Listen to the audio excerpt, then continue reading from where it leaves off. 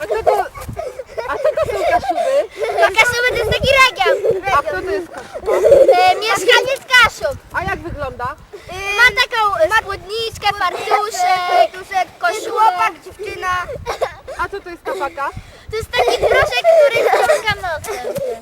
A co to lub kto to jest burczy was? To jest instrument, ale kojarzy mi się z grubym. A mi się kojarzy z takim, że jakąś grubą cegłą albo czymś takim.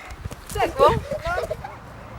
Kaszuby, jak widać, to fantastyczne miejsce, żeby przyjechać tutaj z dziećmi, odpocząć, nauczyć Cześć.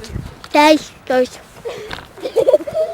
o przyrodzie, o historii, pokazać, jak można się bawić, jak można odpoczywać, pokazywać i uczyć takiej miłości do regionu własnego.